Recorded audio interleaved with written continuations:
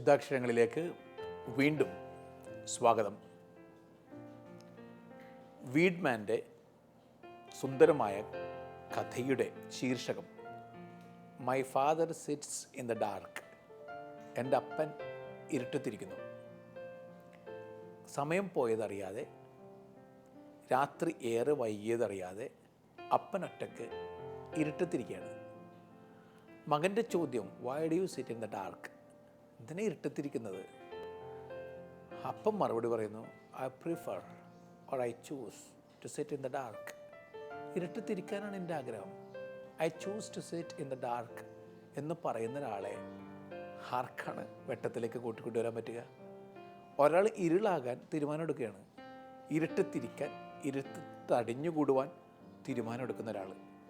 വാർദ്ധക്യം ഒരു കാരണമായിരിക്കാം.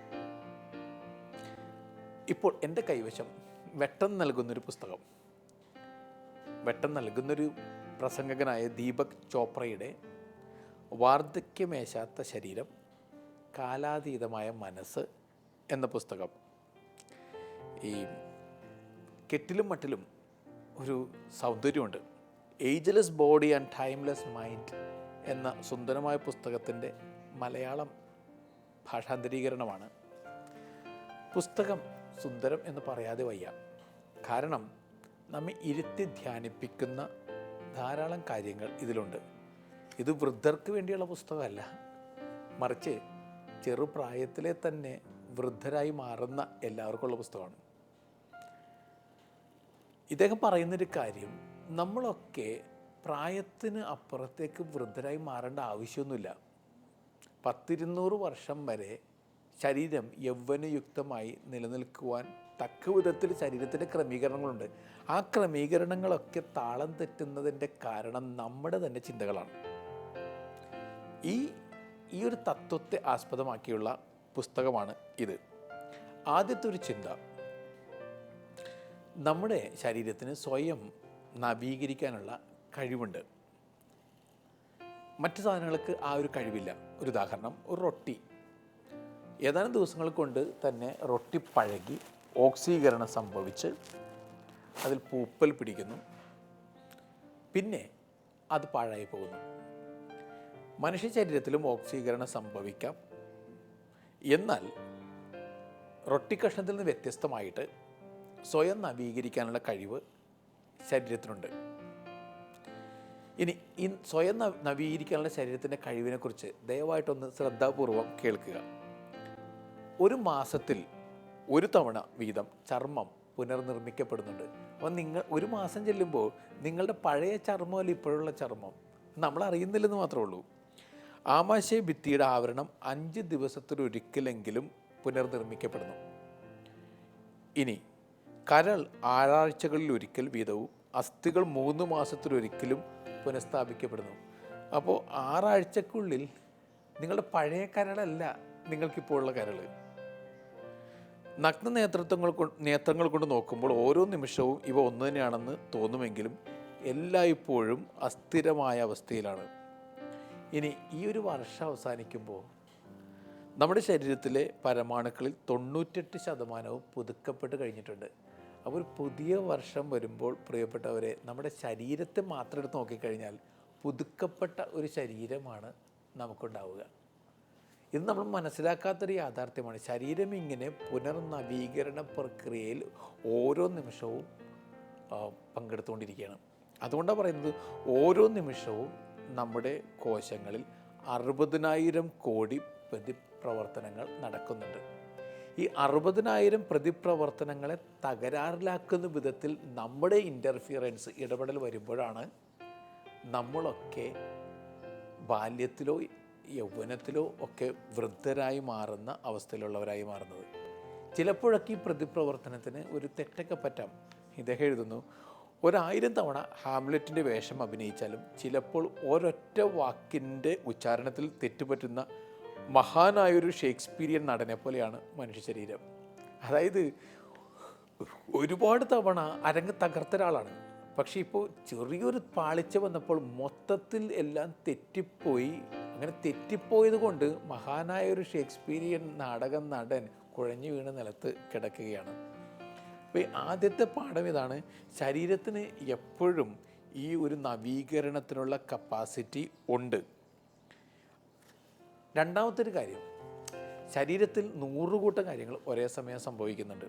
അതായത് ഇപ്പോൾ ശ്വാസോച്ഛ്വാസം ചെയ്യൽ, ദഹിപ്പിക്കൽ, പുതിയ കോശങ്ങളെ ഉൽപ്പാദിപ്പിക്കൽ, കേടുവന്നവയുടെ തകരാറുകൾ പോക്കൽ, പിന്നെ വിഷാംശങ്ങൾ ദൂരീകരിക്കൽ, ഹോർമോൺ സന്തുലനം നിലനിർത്തൽ, ഇങ്ങനെ ഒരുപാട് കാര്യങ്ങൾ ശരീരത്തിൽ ഒരേ സമയം നടന്നുകൊണ്ടിരിക്കുകയാണ്. ഇങ്ങനെ ഒരേ സമയം ഒരുപാട് കാര്യങ്ങൾ ശരീരത്തിൽ നടക്കുകയാണെങ്കിൽ സ്വാഭാവികമായിട്ടും ശരീരത്തിന് വയസ്സ് വരാം, ഒരു ബേൺ-ഔട്ട് അവസ്ഥ വരാം. പക്ഷേ ഇനി അടുത്ത കാര്യങ്ങൾ ശ്രദ്ധിക്കേണ്ടത്, ഇങ്ങനെ സ്വാഭാവികമായി ഉണ്ടാകുന്ന പ്രക്രിയകളെക്കുറിച്ച് ബോധം ഒരാൾക്ക് വരികയാണെങ്കിൽ അവബോധത്തിലൂടെ നമുക്കൊരു ധാരണ ഉണ്ടാക്കാൻ പറ്റും. അവബോധത്തിലൂടെ ധാരണ ഉണ്ടായിക്കഴിയുമ്പോൾ ശാരീരികമായ പ്രക്രിയകളെ നിയന്ത്രണത്തിലാക്കാനായിട്ടും സാധിക്കും. നിയന്ത്രണത്തിലാക്കിക്കൊണ്ടുവരാൻ സാധിക്കും എന്നുള്ളത് വെറുതെ ഒരാൾ പറയുന്നതല്ല. ശാസ്ത്രീയമായി എത്രയോ വട്ടം എത്ര മനുഷ്യർ തെളിയിച്ചിട്ടുള്ള കാര്യമാണ്. നമ്മുടെ ഹൃദയസ്പന്ദനം, അതിൻ്റെ മിടിപ്പ്, ആ സ്പന്ദനം, അത് നിയന്ത്രിക്കാൻ നമുക്ക് സാധിക്കും. നമ്മുടെ ശ്വാസോച്ഛ്വാസത്തിൻ്റെ ക്രമം നിയന്ത്രിക്കാൻ നമുക്ക് സാധിക്കും. നമ്മൾ ദഹന പ്രക്രിയയെ നിയന്ത്രിക്കാൻ പറ്റും. നമ്മിലുള്ള ഹോർമോൺ ഉൽപ്പാദനത്തെ നിയന്ത്രിക്കാൻ സാധിക്കും. അങ്ങനെയാണെങ്കിൽ നമുക്ക് അതീതമായി സംഭവിക്കുന്നു എന്ന് കരുതുന്ന പല കാര്യങ്ങളെയും നിയന്ത്രിക്കാനായിട്ട് നമുക്ക് സാധിക്കും. അതിനെന്താണ് വേണ്ടത്? വേണ്ടതൊന്ന് മാത്രം, നമുക്ക് നമ്മെക്കുറിച്ച് ധാരണ വേണം. ആ ധാരണ എവിടെ നിന്ന് വരുന്നു? അത് സെൽഫ് അവയർനെസ്സിൽ നിന്ന്, ആത്മാവബോധത്തിൽ നിന്നും വരുന്നു. ചില പരീക്ഷണങ്ങൾ അനുസരിച്ച് ഈ അൾസർ ഉണ്ടാക്കുന്ന കുറേ സ്രവങ്ങൾ അത് ബോധപൂർവമുള്ള ചിന്തയിലൂടെ വേണ്ടാന്ന് വെക്കാൻ ശരീരത്തിന് സാധിക്കും. ഒരാൾ ചിന്തിച്ചാൽ മതി. അല്ലെങ്കിൽ രക്തസമ്മർദ്ദം ഒരുപാട് കൂടിയിരിക്കുന്ന നേരത്ത് അവബോധമുള്ളൊരു മനുഷ്യന് അത് വേണ്ട എന്നൊരു തീരുമാനത്തിലൂടെ ശരീരത്തെ അത്തരത്തിൽ നിയന്ത്രിച്ച് ഒതുക്കുവാൻ സാധിക്കും. അപ്പോൾ ഇത് മനസ്സിലാക്കി കഴിയുമ്പോഴത്തേക്കും ഏജിങ് എന്ന പ്രോസസ്സിനെ പോലും നമ്മുടെ പരിധിയിൽ കൊണ്ടുവരാൻ സാധിക്കും. ഇത് പറയുന്നത് ദൈവികതയുടെ നിയമങ്ങളെ ഒരാൾ കാറ്റിൽ പറത്തിക്കൊണ്ട് ഞാൻ എന്ന ഭൂമിയിൽ സഞ്ചരിക്കുന്നു എന്നർത്ഥമാക്കരുത്.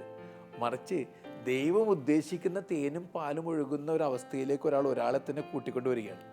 അപ്പോൾ ശരീരത്തിൽ പല തേയ്മാനങ്ങളുണ്ടാകാം, പക്ഷേ ധിഷണാശക്തിക്ക് മാറ്റമില്ല. അതാണ് മൂന്നാമത്തെ കാര്യം. പലതിനും തേയ്മാനമുണ്ട്, ധിഷണാശക്തിക്ക് മാറ്റം വരില്ല. ഈ ധിഷണാശക്തിയാണ് പ്രാണൻ. ആ പ്രാണനെ നമുക്ക് മനസ്സിലാക്കാൻ സാധിച്ചു കഴിഞ്ഞാൽ നമ്മുടെ ജീവിതത്തിൽ പിന്നെ എപ്പോഴും യൗവനയുക്തമായിട്ടുള്ള ഒരു പ്രവാഹത്തിലൂടെ നമ്മൾ ചലിച്ചുകൊണ്ടേയിരിക്കും. ഈ പ്രാണൻ നമ്മൾ മനസ്സിലാക്കുന്നത് വീണ്ടും അവബോധത്തിലൂടെയാണ്. അപ്പോൾ ജീവിതം അവബോധമാണ്, അവബോധമാണ് ജീവിതം എന്നുള്ളത്. ഇനി ഈ ഒരു ധാരണയെക്കുറിച്ച് കൂടുതൽ ചിന്തിച്ച് നോക്കാം. ശാസ്ത്രീയമായിട്ട് തെളിയിക്കപ്പെട്ട ചില കാര്യങ്ങളുണ്ട്. അതായത് വേദനാ സംഹാരി എന്ന് പറഞ്ഞുകൊണ്ട് ഒരു വ്യാജ ഔഷധം നമ്മൾ രോഗിക്ക് കൊടുക്കുകയാണ് എന്ന് വിചാരിക്കുക. വലിയ ബോധ്യം അയാൾ ഉളവാക്കുന്ന വിധത്തിലാണ് നമ്മൾ ഈ വ്യാജ ഔഷധം നൽകുന്നത്. അതിന് ഒരു ഗുണവുമില്ല. പക്ഷേ 30% ആളുകൾക്കും ഈ വ്യാജ ഔഷധം ഗുണം ചെയ്യും. കാരണം അവർ വിശ്വസിച്ചു. ഈ നൽകുന്ന ആളിലും വിശ്വാസമുണ്ട്, അയാൾ നൽകിയ ഈ മരുന്നിലും വിശ്വാസമുണ്ട്. അപ്പോൾ വ്യാജ ഔഷധങ്ങൾ സ്വീകരിച്ച 30% ആളുകൾക്കും ആമാശയരസം അമിതമായി ഉൽപ്പാദിപ്പിക്കുന്ന തടയൽ, അൾസർ മാറൽ, രക്തസമ്മർദ്ദം കുറയൽ, ട്യൂമറുകൾ ഇല്ലാതാകൽ, ഇങ്ങനെയുള്ള മാറ്റങ്ങളുണ്ടായി. ഇനി കീമോതെറാപ്പിയുടെ ദൂഷിത ഫലങ്ങൾ നിങ്ങൾക്കറിയാം. മുടി കൊഴിച്ചിലും ഛർദിയും. ഒരു പരീക്ഷണത്തിൽ വെറും പഞ്ചസാര ഗുളിക, വെറും ഒരു പഞ്ചസാര, ഇഞ്ചി മിഠായിയൊക്കെ പോലെ പഞ്ചസാര ഗുളിക കൊടുത്തിട്ട് ഈ മുടി കൊഴിച്ചിലും അമിതമായ ഛർദിയും ഒഴിവാക്കിയ കേസുകളുണ്ട്. ഇവിടെ എന്താ സംഭവിക്കുന്നത്? ഒരാൾക്കൊരു ധാരണ ഉണ്ടാകുന്നു, ഇന്നതിലൂടെ സഞ്ചരിച്ചാൽ ഇന്ന കാര്യം സംഭവിക്കും. ആ ധാരണ യാഥാർത്ഥ്യമായിട്ട് മാറുന്നു. നമ്മളുടെ ജീവിതത്തിലും ഇതേ പ്രക്രിയ തന്നെ സംഭവിക്കാം.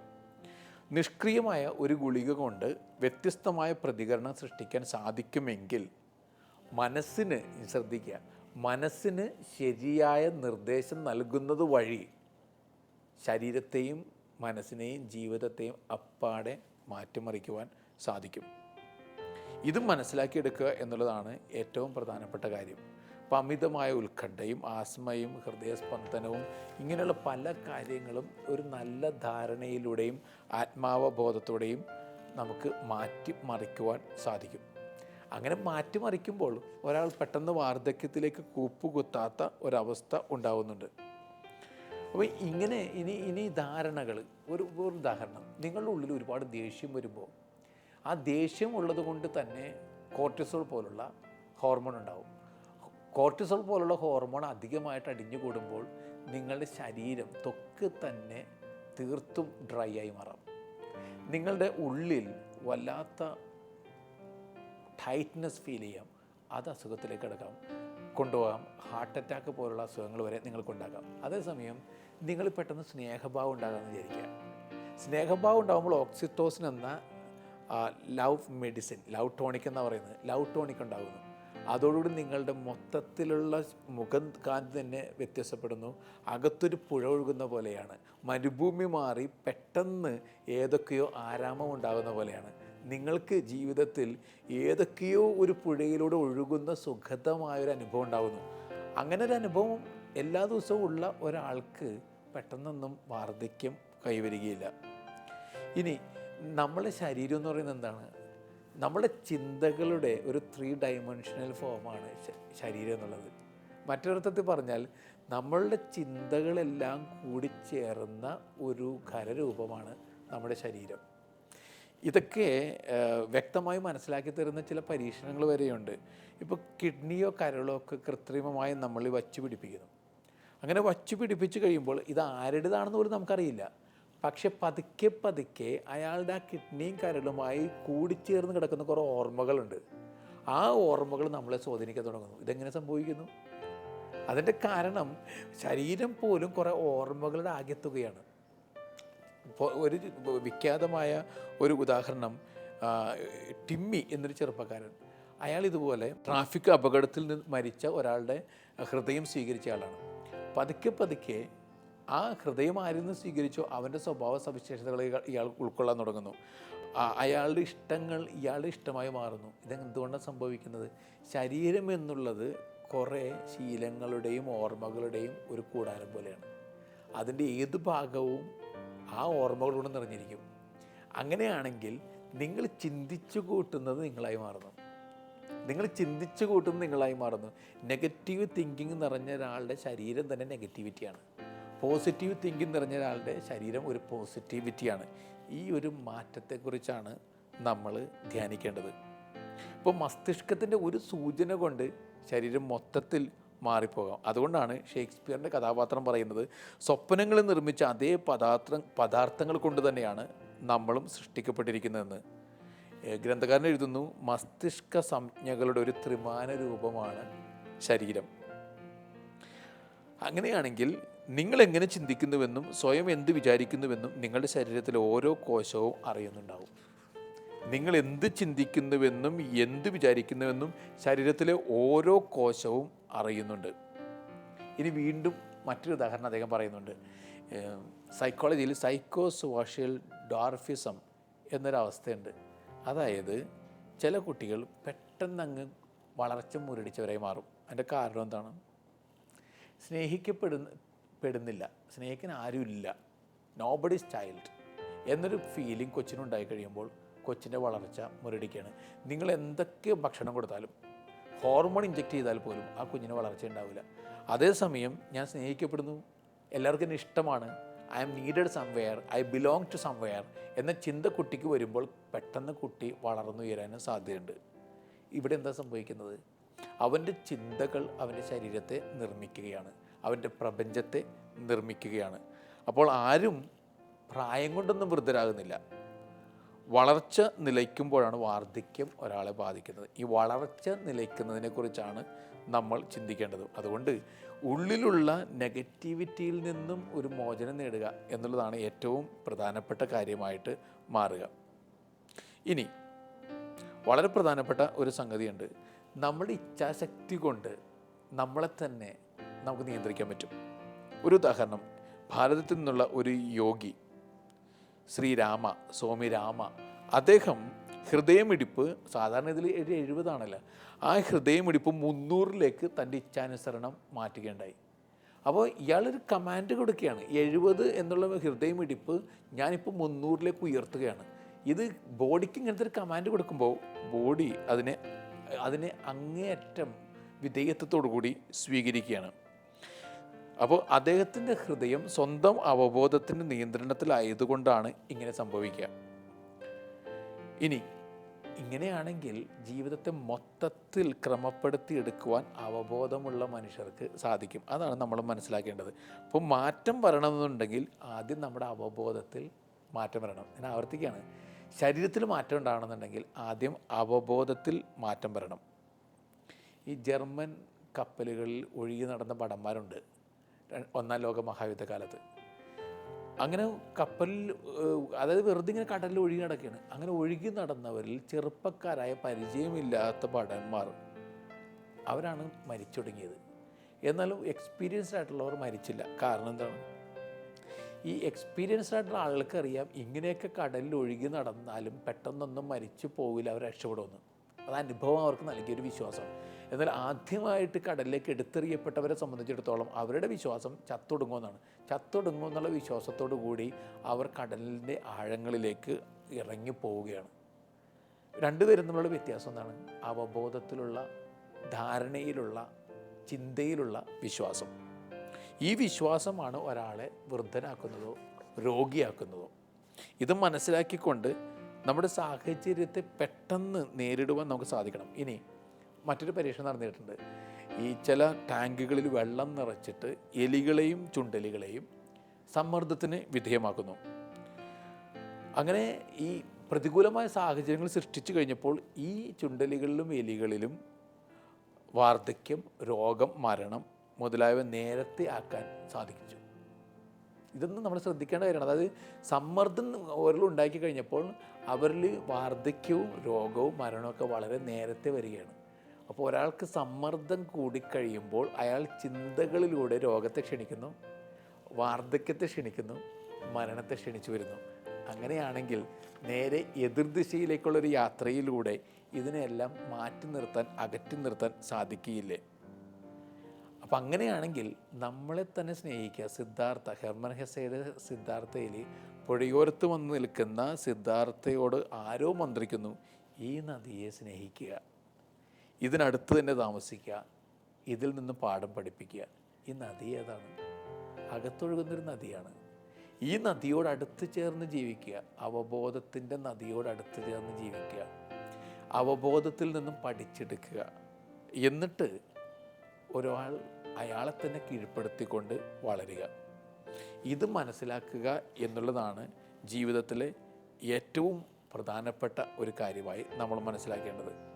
അപ്പോൾ നമ്മൾ ഇനി വാർദ്ധക്യത്തെ ഈ രോഗത്തെ അകറ്റി നിർത്തണമെങ്കിൽ ആദ്യം ചെയ്യേണ്ടത് നേരത്തെ പറഞ്ഞതുപോലെ അവബോധമുള്ളവരായി മാറണം. എന്താ സംഭവിക്കുന്നതെന്ന് അറിയണം. രണ്ടാമതായിട്ട് നമ്മൾ ജീവിതത്തെക്കുറിച്ച് നടന്ന വ്യാഖ്യാനത്തിൽ മാറ്റം വരുത്തണം. അത് എല്ലാത്തിനും നെഗറ്റീവായിട്ട് വ്യാഖ്യാനിക്കരുത്, പോസിറ്റീവായിട്ട് വ്യാഖ്യാനിച്ചെടുക്കുന്നത് എങ്ങനെയെന്ന് പഠിച്ചെടുക്കണം. നമ്മുടെ ശരീരത്തെ നിരന്തരമായി നിർമ്മിക്കുകയും നശിപ്പിക്കുകയും ചെയ്തുകൊണ്ടിരിക്കുന്നത് നമ്മൾ തന്നെയാണ്. ആവർത്തിക്കുകയാണ്, നമ്മുടെ ശരീരത്തെ നിരന്തരം നിർമ്മിക്കുകയും നശിപ്പിക്കുകയും ചെയ്യുന്നത് നമ്മൾ തന്നെയാണ്. അങ്ങനെയാണെങ്കിൽ ശരീരത്തെ നിർമ്മിച്ചെടുക്കുന്ന എങ്ങനെയെന്ന് പഠിച്ചെടുക്കണം. ഈ പാഠം നമ്മളുടെ ജീവിതത്തിൽ കൊണ്ടുവരുന്ന മാറ്റം വലിയ മാറ്റം തന്നെയായിരിക്കും.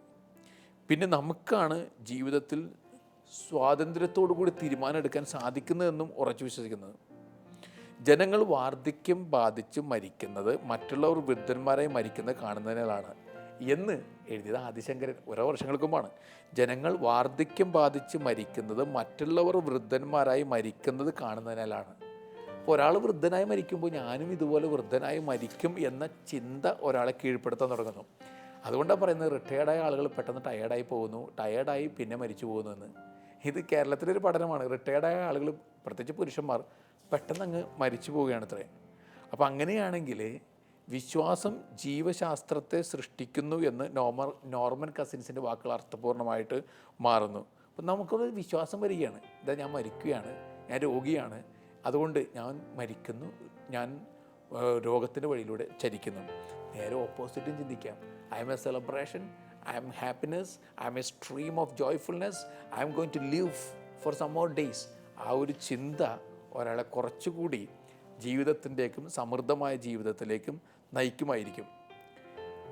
അപ്പോൾ അങ്ങനെയാണെങ്കിൽ ജീവിതത്തിൽ കുറേ മാറ്റം വരുത്തിക്കഴിഞ്ഞാൽ നമ്മൾക്ക് തന്നെ ജീവിതത്തിൻ്റെ ഒരു സെലിബ്രേഷനിൽ പങ്കുചേരാൻ പറ്റുമെങ്കിൽ അതിന് ശ്രമിക്കുന്നതല്ലേ നല്ലത്. ഈ ദുർബലരായ ഏതാനും മനുഷ്യർ അവരുടെ ദൗർബല്യത്തിന് കാരണമായത് എന്തായിരിക്കുമെന്ന് പരീക്ഷണങ്ങൾ നടത്തിയിട്ടുണ്ട് ഹാർവാർഡ് യൂണിവേഴ്സിറ്റിയിൽ. പരീക്ഷണത്തിൻ്റെ ഫലമായിട്ട് മനസ്സിലാക്കിയൊരു കാര്യം, എപ്പോഴും ഞാൻ എന്ന് ചിന്തിക്കുന്ന മനുഷ്യർ പെട്ടെന്ന് രോഗികളായി മാറുന്നുണ്ട്. കാരണം അവർ തന്നെ അടിഞ്ഞുകൂടി കിടക്കുകയാണ്, കെട്ട വെള്ളം പോലെ.